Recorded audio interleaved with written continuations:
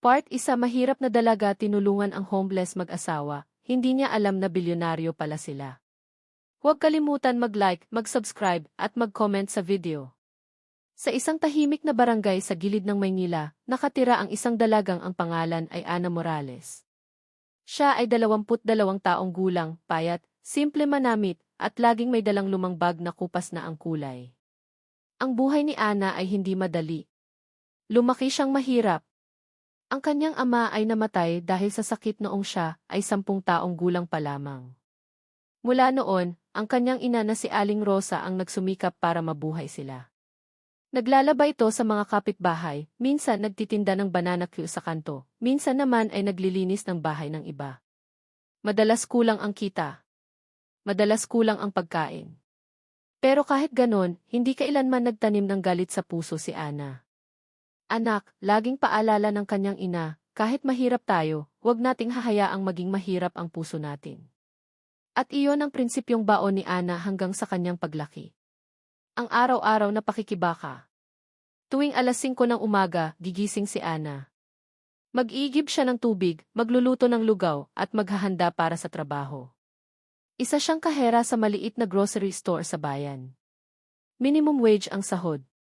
Minsan, delayed pa ang sweldo. Pero hindi siya nagrereklamo. Kapag may matandang nahihirapang magbuhat ng pinamili, siya ang unang tumutulong. Kapag may batang kulang ang pambayad sa tinapay, minsan binabawas niya sa sariling baon. Hindi alam ng iba, pero madalas si Ana ang umuuwi na walang pera sa bulsa. Ang gabing nagbago ng lahat. Isang gabi, pauwi na si Ana galing trabaho. Medyo umuulan ng bahagya. Madilim ang kalangitan at malamig ang hangin. Habang naglalakad siya sa gilid ng kalsada, may napansin siyang mag-asawang nakaupo sa bangketa malapit sa lumang waiting shed. Mukha silang pagod. Ang babae ay medyo kubana, may puting buhok at nanginginig sa lamig. Ang lalaki naman ay payat, may hawak na tungkod at tila hirap huminga. May karton sa harap nila na may nakasulat. Kahit kaunting tulong lang po. Wala na kaming materhan. Napahinto si Ana. May natira siyang 200 piso sa bulsa. Iyon na lang ang pera niya hanggang sa susunod na sweldo. Kung ibibigay niya iyon, wala na siyang pamasahe bukas. Pero nang makita niya ang nanginginig na matandang babae, parang may humigpit sa kanyang dibdib. Lumapit siya. Lola. Lolo, kumain na po ba kayo? Tanong niya. Umiling ang babae. Hindi pa, Hija. 2 araw na kaming walang mainit na pagkain. Hindi na nag-isip si Ana. Ibinigay niya ang 200 piso. Sandali lang po, sabi niya. Tumakbo siya sa karinderya sa kabilang kanto. Bumili siya ng 2 mainit na lugaw at tinapay. Pagbalik niya, inabot niya ang pagkain. Halos maiyak ang matandang babae. Salamat, Hija, bihira na ang may pusong katulad mo. Ngumiti si Ana. Wala po yun. Sana po makahanap kayo ng matutuluyan. Hindi niya alam. May mga matang nagmamasid sa kanya mula sa isang itim na sasakyan na nakaparada sa di kalayuan. Ang hindi inaasahang tawag. Kinabukasan, habang nasa grocery si Ana, may pumaradang mamahaling itim na kotse sa tapat ng tindahan. Napatingin ang lahat. Bumaba ang isang lalaking nakabarong at may dalang leather folder. May kasama siyang 2 lalaking mukhang bodyguard. Diretso silang nagtanong. Sino po dito si Ana Morales? Kinabahan si Ana. Ako po, bakit po? May gustong makipagkita sa inyo. Nagulat ang manager niya. Saan ninyo siya dadalhin?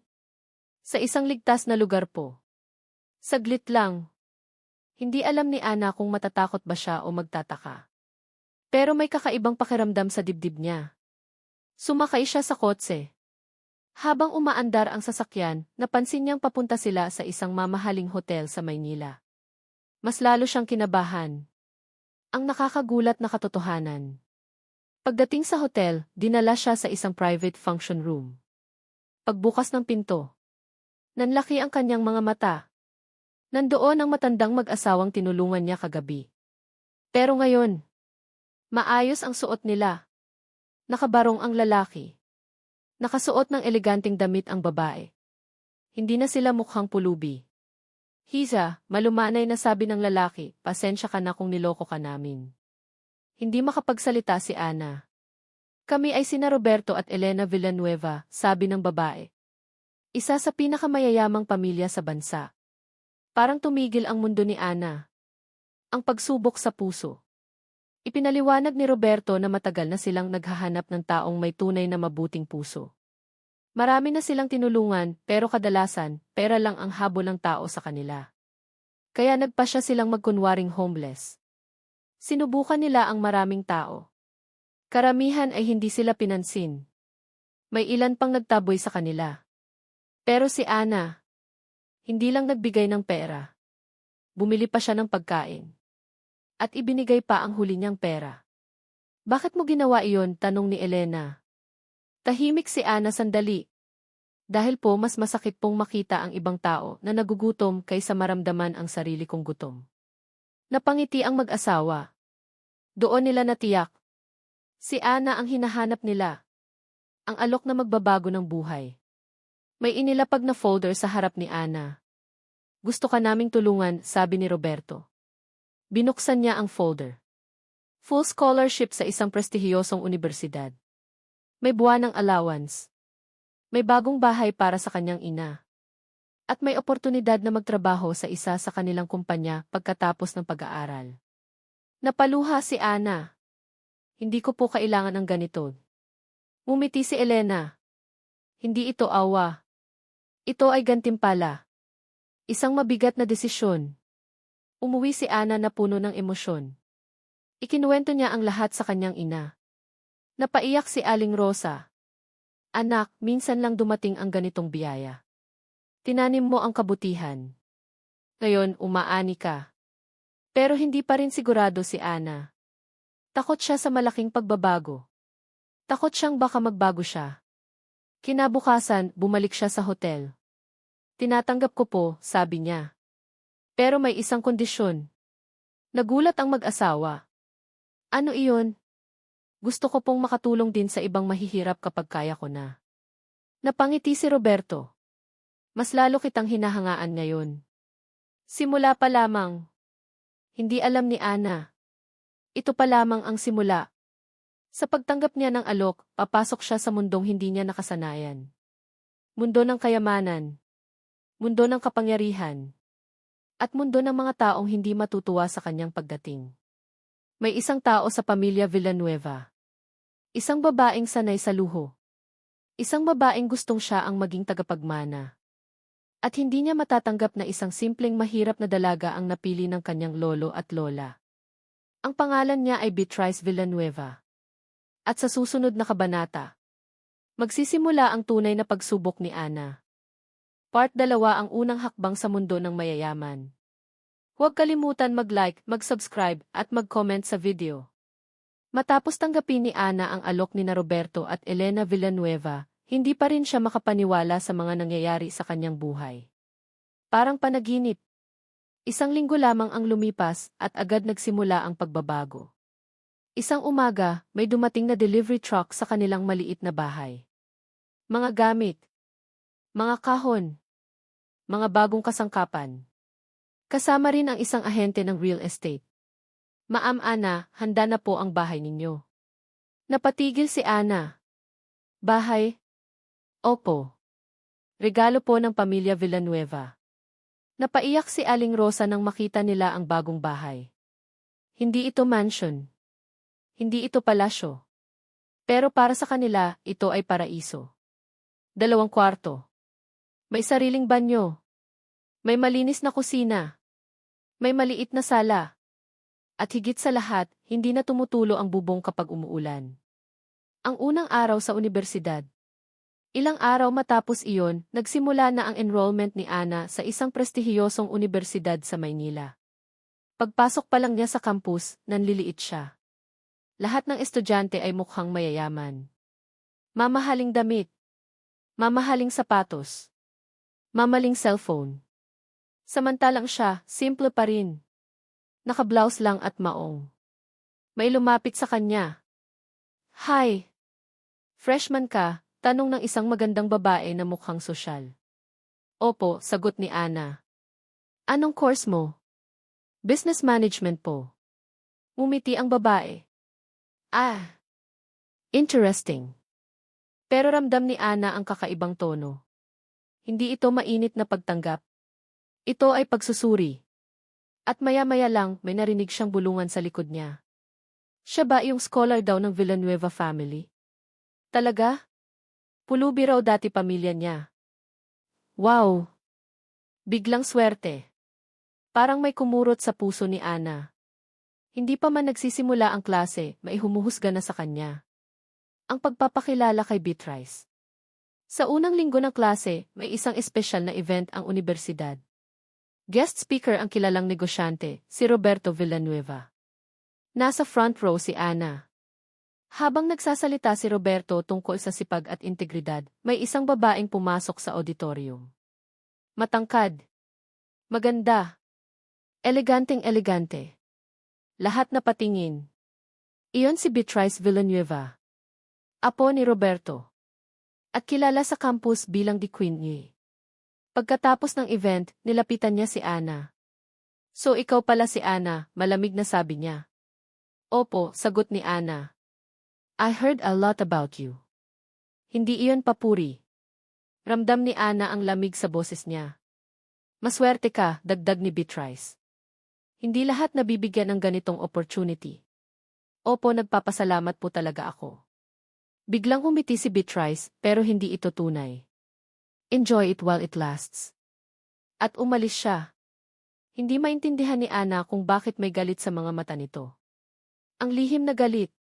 Sa isang mamahaling bahay ng pamilya Villanueva, kinausap ni Beatrice ang kanyang ina. Mom, hindi ko matanggap, sabi niya. Isang mahirap na babae ang binibigyan nila ng special treatment.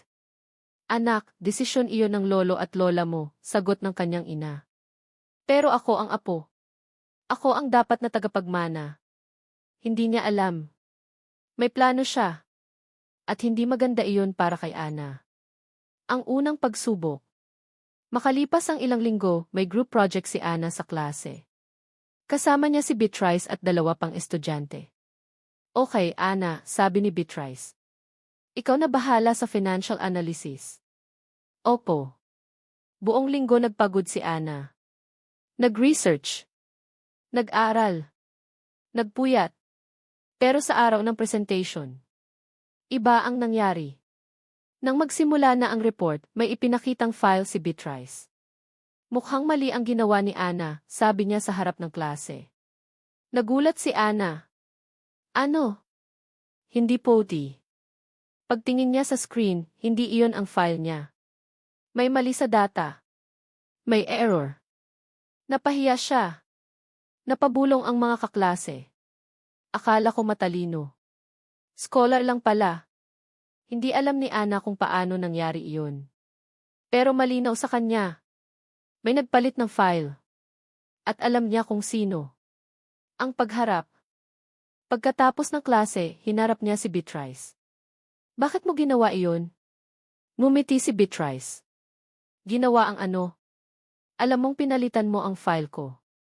Tumawa si Beatrice. Prove it, see. At doon napagtanto ni Ana. Hindi magiging madali ang buhay niya sa mundong ito. Hindi sapat ang mabuting puso. Kailangan din niya ng lakas. Kailangan niya ng tapang. Ang lihim na pagmamasid. Sa kabilang banda, may isang taong tahimik na nagmamasid sa lahat. Si Roberto. Alam niya ang ugali ng kanyang apo. Alam niya ang kayabangan nito. Pero hindi siya nakikialam. Gusto niyang makita kung paano haharapin ni Ana ang pagsubok. Magiging mahina ba siya? O lalaban? Isang bagong kaibigan. Isang araw sa library may lumapit kay Ana. Hi! Ako si Marco. Tahimik pero mabait ang ngiti niya. Napansin ko ang nangyari sa presentation. Napayo ko si Ana. Okay lang. Hindi okay, sabi ni Marco. Alam kong hindi ikaw ang may mali. Nagulat siya. Paano mo nalaman? Nakita ko si Beatrice sa computer room bago ang presentation. Nanlaki ang mata ni Ana. Talaga? At may kisses doon. Parang may liwanag na pumasok sa madilim niyang sitwasyon. Ang paglalaban. Sa susunod na klase, nag-request si Ana ng re-evaluation. May dalang ebidensya. ITS footage. Nagulat ang professor. Tinawag si Beatrice. Hindi siya makapagsalita. Sa unang pagkakataon, napahiya si Beatrice. At doon nagsimula ang tunay na tensyon. Hindi na ito simpleng inggit. Ito ay digmaan ng pride. Ang unang panalo. Lumapit si Roberto kay Ana pagkatapos ng klase. I'm proud of you. Sir, ayokong may masaktan. Sa mundo ng negosyo, Hisha, hindi pwedeng puro bait lang. Kailangan mo ring ipagtanggol ang sarili mo. Unti-unting natututo si Ana. Hindi niya kailangang magbago ng puso. Pero kailangan niyang maging mas matatag. Ang lumalalim na intriga. Sa loob ng pamilya Villanueva, may kumakalat na tsismis. Baka si Ana ang gawing successor. Mas lalo itong ikinagalit ni Beatrice. At gumawa siya ng mas malaking plano. Plano na hindi lang sisira sa reputasyon ni Ana, kundi sa kanyang buong pagkatao. At dito magsisimula ang mas mapanganib na yugto ng kwento. Part 3 ang lihim na plano ni Beatrice. Huwag kalimutan mag-like, mag-subscribe, at mag-comment sa video. Makalipas ang unang linggo sa unibersidad, ramdam na ni Ana na hindi madali ang bagong buhay niya. Bagaman may scholarship, may bahay, at may allowance mula sa pamilya Villanueva, naramdaman niya ang bigat ng mundo ng mayayaman. Sa kabilang banda, si Beatrice Villanueva, apo ni Roberto, ay hindi pa rin makapaniwala. Ang isang simpleng mahirap na dalaga, nakapasok sa puso ng kanyang lolo at lola, at tila nagiging bahagi na rin ng kanilang mundo. Nagpasya si Beatrice na hindi magpapahuli. Kailangan niyang gumawa ng paraan para ipakita na siya pa rin ang itama at ang tunay na tagapagmana. Ang pagbuo ng plano. Isang gabi, habang nasa kanilang mansion si Beatrice, kinausap niya ang kanyang ina. Mom, hindi ko matanggap si Ana. Hindi siya nararapat sa posisyon na ibinigay sa kanya. Anak, desisyon iyon ng lolo at lola mo, sagot ng kanyang ina. Hindi mo sila mapipilit. Pero ako ang kanilang apo. Ako ang dapat magmana. At hindi ko hahayaan na ang isang mahirap na dalaga ang maging parte ng pamilya, sabi ni Beatrice, may halong galit at pagnanasa. Nag-isip siya ng malalim. Kailangan niyang sirain si Ana, hindi sa pisikal, kundi sa reputasyon at tiwala ng kanyang lolo at lola. Ang unang pagsubok kay Ana. Kinabukasan, habang nasa unibersidad, lumapit si Beatrice sa isang grupo ng mga estudyante. Nagpakalat siya ng tsismis. Alam niyo ba? Si Ana daw, scholar lang ng Villanueva family, pero pulubi talaga ang pinagmulan niya. Baka ginagamit lang siya ng pamilya para magpakita ng kabutihan. Agad kumalat ang tsismis sa campus. Maraming estudyante ang napatingin kay Ana. May ilan pang ang nagtawanan. Ramdam ni Ana ang sakit sa kanyang dibdib. Hindi niya alam kung paano lalaban. Gusto niyang magsalita, ngunit natatakot siyang mas lalong humaba ang tsismis. Ang bagong kaibigan, Marco. Sa gitna ng kaguluhan, lumapit muli si Marco, ang binatang nakilala niya sa library. Ana, huwag kang mag-alala, sabi ni Marco. Alam kong totoo ka, at alam ko kung sino ang nagpapakalat ng tsismis. Napangiti si Ana, bahagya. Paano mo nalaman? May tsismis sa koridor noong kumalat ang tsismis. Kitang-kita si Beatrice na nagbubulong-bulong sa ibang estudyante. Parang may liwanag na pumasok sa madilim na mundo ni Ana. Hindi siya nag-iisa. Ang lihim na matriculation. Makalipas ang ilang araw, may isang sulat ang dumating kay Ana mula sa unibersidad. Ito ay isang official notice, mayroong disciplinary hearing laban sa kanya. Paano po iyon? Tanong ni Ana sa registrar. May reklamo laban sa iyo, sagot ng opisyal. May estudyante na nagsabing nag-cheat ka sa exams. Napailing si Ana. Hindi niya alam na ito ay bahagi ng plano ni Beatrice. Lahat ng nangyari sa presentation at sa group project ay ginagamit ngayon bilang armas ni Beatrice upang pahinain ang kredibilidad ni Ana. Ang harap-harapan na pag-uusap. Pag-uwi sa bahay, agad niyang ikinuwento kay Roberto at Elena. Sir, may reklamo po laban sa akin sa unibersidad. Sinasabing nag-cheat po ako, sabi ni Ana, na may takot sa boses. Ngumiti si Roberto, ngunit may seryosong tingin. Ana, Hija, hindi lahat sa mundo ay mabuti. Pero sa bawat laban, ipakita mo ang integridad mo. Huwag kang matakot. Napayuko si Ana, pinakiramdaman ang lakas mula sa kanyang mentor. Ang pag-en sa'yo. Nagdesisyon si Ana na ihanda ang sarili. Bawat gabi, nagbabasa siya ng manuals, nagre-review ng subjects, at sinisigurong handa siya sa hearing. Sa bawat araw na lumilipas, unti-unti niyang natututunan ang kahalagahan ng determinasyon at lakas ng loob. Ang unang panalo. Dumating ang araw ng disciplinary hearing. Nasa harap ng panel si Ana, kasama ang kanyang abogado na inirekomenda ng pamilya Villanueva. Ipinakita niya ang lahat ng ebidensya, screenshots, CCTV footage, at iba pang dokumento. Napatingin si Beatrice. Hindi niya inasahan na handa at matapang si Ana. Sa huli, pinawalang sala si Ana. Para sa unang pagkakataon, nakaramdam siya ng panalo. Hindi lamang sa academic sense, kundi sa laban ng kanyang integridad at dignidad. Paglago sa karakter. Mula sa araw na iyon, si Ana ay nagpatuloy sa kanyang pag-aaral nang may mas mataas na kumpiyansa. Ngunit ramdam niya, ang laban ay hindi pa tapos. Si Beatrice ay hindi titigil. May mas malalim at mas mabagsik na plano siyang ginagawa sa likod ng eksena upang sirain si Ana. Ang bagong estratehiya ni Beatrice. Si Beatrice, sa kanyang silid, ay nagbabalak na magsimula ng campaign laban kay Ana. Una, sisiraan ang pangalan ni Ana sa social media. Pangalawa, gagamitin niya ang mga estudyante sa campus upang lumikha ng maling perception. At pangatlo, gagawa siya ng paraan upang maapektuhan ang tiwala ni Roberto at Elena sa dalaga. Ang unang social media attack. Hindi nagtagal, nakakita si Ana ng post sa social media na mali ang impormasyon tungkol sa kanya. Scholar si Ana, pero hindi raw marunong sa sariling buhay. Ginagamit lang daw siya ng pamilya Villanueva para magmukhang mabait. Maraming comments ang pumunta rito. May mga estudyante rin sa universidad na nag-share ng post. Parang bumagsak ang mundo ni Ana. Ngunit sa kanyang puso, naalala niya ang payo ni Roberto. Ana, Hija, sa bawat laban, ipakita mo ang integridad mo. Huwag kang matakot. Ang pakikipagkaibigan kay Marco. Sa gitna ng kaguluhan, si Marco ang naging suporta niya. Hindi ka nag-iisa, sabi ni Marco. Kung kailangan mo ng tulong, nandito ako. Dito nagsimulang bumuo si Ana ng estratehiya. Hindi lamang basta depensa, kundi aktibong pagpapakita ng kanyang tunay na karakter sa campus at social media. Pagpapakita ng kabutihan. Nagdesisyon si Ana na ipakita sa lahat ang kanyang mabuting puso. Nag-volunteer siya sa community outreach, nagtuturo sa mga batang mahihirap at tumutulong sa mga lokal na charity programs. Unti-unti, nagbago ang perception ng ibang tao sa kanya. Maraming estudyante ang humanga sa kanyang dedikasyon. Ang social media posts laban sa kanya ay unti-unting napalitan ng mga positibong comments tungkol sa kanyang kabutihan. Ang pagsisimula ng mas malaking plano ni Beatrice. Ngunit hindi natigil si Beatrice. Napag-isipan niya na hindi sapat ang simpleng paninira sa social media at tsismis. Kailangan niya ng mas dramatikong hakbang.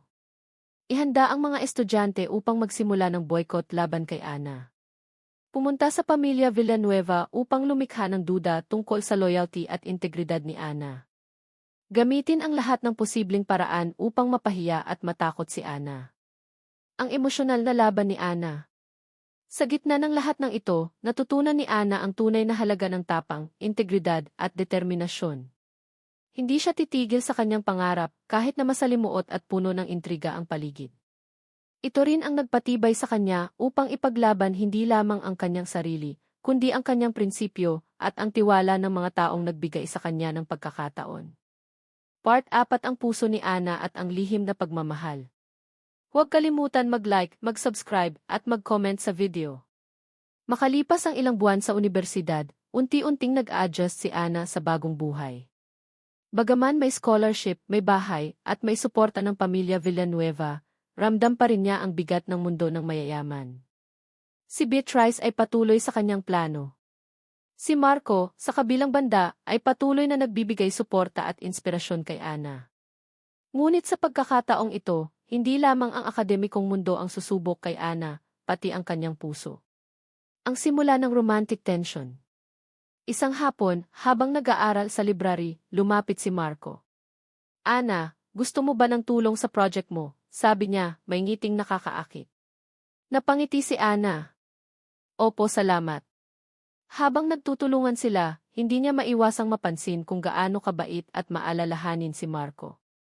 Sa bawat pagtawa nila, sa bawat pag-uusap tungkol sa buhay at pangarap, unti-unting may ibang damdamin na lumalabas sa puso ni Ana, higit pa sa simpleng pagkakaibigan.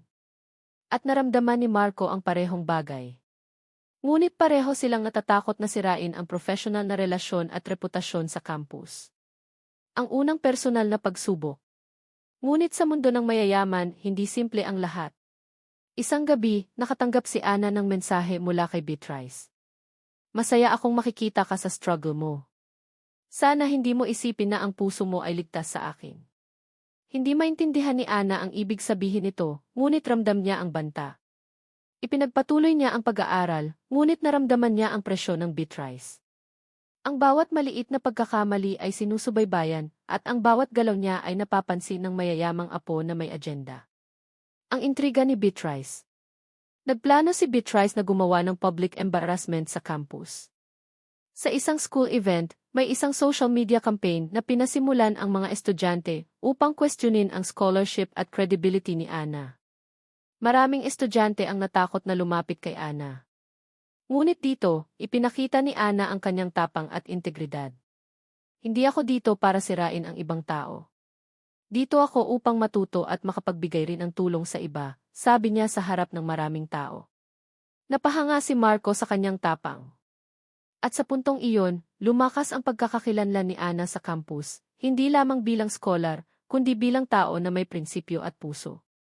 Pagpapalalim ng pagkakaibigan ni Ana at Marco. Habang tumatagal, mas lumalapit si Ana kay Marco. Nag-uusap sila tungkol sa pangarap, pamilya at buhay. Minsan, hindi ko alam kung kakayanin ko lahat, sabi ni Ana habang tinitingnan ang langit sa rooftop ng university. Hindi mo kailangang mag-isa, Ana. Nandito ako para sa'yo, sagot ni Marco. Parang tumigil ang mundo. Hindi nila kailangan magsalita pa ng marami. Ramdam nila ang damdamin ng isa't isa, ang unti-unting pagkahulog ng puso sa bawat ngiti, sa bawat touch ng kamay sa paggawa ng project, sa bawat titig sa mata ng isa't isa. Ngunit pareho silang natatakot. Natatakot na ang romantic feelings ay makalito sa komplikadong mundo na kinasasangkutan nila, lalo na dahil kay Beatrice. Ang bagong laban ni Ana. Sa kabila ng lumalalang intriga ni Beatrice, nagpatuloy si Ana sa kanyang advocacy. Nagsimula siyang mag-volunteer sa community project sa Maynila, nagtuturo sa mga batang mahihirap at tumutulong sa mga charity events ng universidad.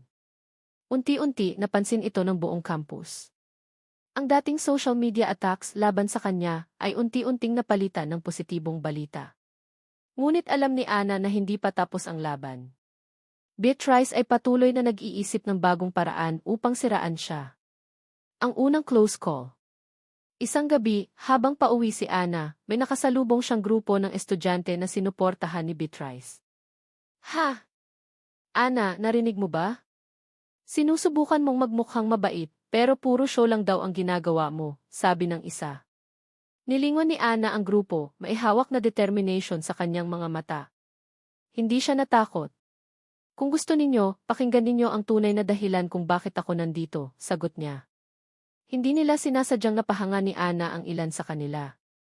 Unti-unti may mga estudyante na nagbago ng pananaw. Si Marco, na nakasunod sa likod, ay humanga sa lakas ng loob ni Ana. Pag-amin ng damdamin. Minsan, sa library, nagtagpo sina Ana at Marco ng magkasabay na nag-aaral. Nais kong malaman mo, Ana, hindi lang pagkakaibigan ang nararamdaman ko, bulong ni Marco, mahina. Napahinto si Ana. Ramdam niya rin ang parehong damdamin, ngunit natatakot siyang sabihin. Marco, ako rin, sagot niya, halos bulong. Parang tumigil ang oras sa library. Ngunit bago pa man sila makapagpatuloy, may narinig silang tunog ng kaluskos sa likod, isa pang estudyante na kasama ni Beatrice. Ramdam nila na ang bawat hakbang ay sinusubaybayan. Ang pagbabalik ni Beatrice. Hindi nagtagal, nakarating ang balita kay Ana, may malaking fundraising event ang Villanueva family at siya ay inanyayahan. Para ipakita sa mundo ang mabuting gawain, sabi ng invitation. Ngunit alam ni Ana na ito rin ay test. Si Beatrice ay tiyak na may plano. Ang fundraising event. Sa venue, glamour at kasayahan ang nangingibabaw. Si Beatrice ay nakaayos, eleganteng-elegante, at tila nakatayo bilang sentro ng pansin. Si Ana, simple ngunit graceful, ay naroroon upang ipakita ang tunay na puso at integridad. Maraming tao ang humanga sa kanya, lalo na sa kanyang mga proyekto para sa mahihirap. Si Marco ay nasa tabi niya, tahimik na nagbibigay suporta at seguridad. Ngunit sa kabila ng lahat, alam ni Ana na kailangan niyang maging alerto sa bawat kilos ni Beatrice. Ang climax ng part 4. Sa event, hindi maiiwasan na lumapit si Beatrice kay Ana. Napakaganda mo, Ana, ngunit hindi mo dapat iniisip na sa mundo ng Villanueva, lahat ay patas, malamig na sabi niya. Ngumiti si Ana, may tapang sa mga mata. Ang puso at integridad ko ay hindi mabibili, Beatrice. Hindi rin ako natatakot sa paninira, sagot niya. Si Beatrice ay napatingin. Parang may galit, ngunit may respeto rin sa tapang ni Ana. Si Marco, na nakatayo sa tabi, ay bahagyang umiti. Ito ang simula ng mas malaking laban. Ang pagpaplano sa susunod na hakbang. Pagkatapos ng event, nagtagpo sina Ana at Marco sa rooftop ng venue. Hindi mo alam kung gaano ako humahanga sa'yo, sabi ni Marco. Napangiti si Ana, ngunit may halong kaba. Salamat, Marco. Pero alam nating hindi pa tapos ang laban. Si Beatrice ay hindi titigil. Pareho silang nanatiling magkasama, nagtitiwala sa isa't isa, at handang harapin ang mas matinding intriga, lalo na kung ito ay makakaapekto sa kanilang relasyon at sa kinabukasan ni Ana sa pamilya Villanueva. Part 5 ang grand finale, tagumpay at pagmamahalan. Huwag kalimutan mag-like, mag-subscribe, at mag-comment sa video. Pagkatapos ng maraming buwan ng pagsubok, intriga, at drama, naramdaman ni Ana na malapit na ang huling hamon sa kanyang buhay sa mundo ng Villanueva. Si Beatrice ay patuloy na gumagawa ng paraan upang siraan siya, pero si Ana ay mas matatag na ngayon, hindi lamang sa isip at talento, kundi pati sa puso. Si Marco, na naging kaibigan, tagapayo, at lihim na pagmamahalan, ay laging nasa tabi niya, handang suportahan sa lahat ng oras. Ngunit sa huling kabanata, lahat ng lihim, plano, at emosyon ay magtatagpo sa isang epic showdown. Ang huling intriga ni Beatrice.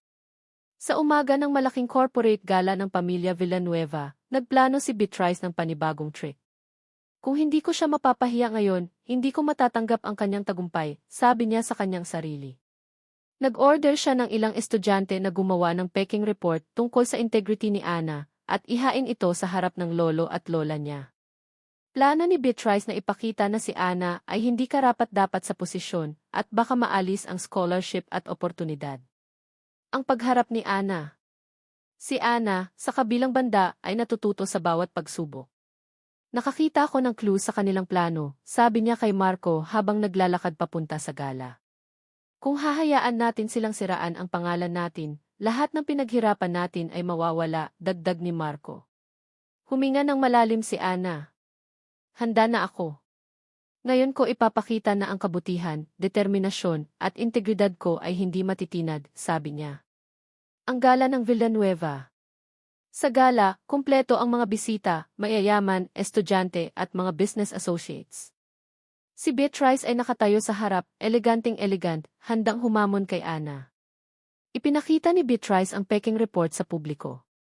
Ngunit bago pa man mapaniwala ang lahat, humarap si Ana sa stage nang may kumpiyansa. Gusto kong ipakita sa lahat na ang report na ito ay hindi totoo, sabi niya. Pinakita niya ang lahat ng ebidensya, screenshots, emails, at testimonya mula sa mga estudyante na nakakita sa buong proseso. Ang reaksyon ng pamilya Villanueva. Si Roberto at Elena ay napatingin kay Ana ng maihalong pagmamalaki at respeto.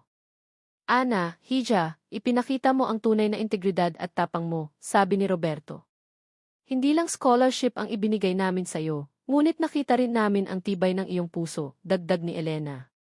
Si Beatrice, sa kabilang dako, ay napahinto. Hindi niya inasahan na kayang lampasan ni Ana ang lahat ng plano at intriga niya. Ang pagpapakilala ng pagmamahalan. Matapos ang gala, naglakad si Ana kasama si Marco sa isang tahimik na garden ng mansion.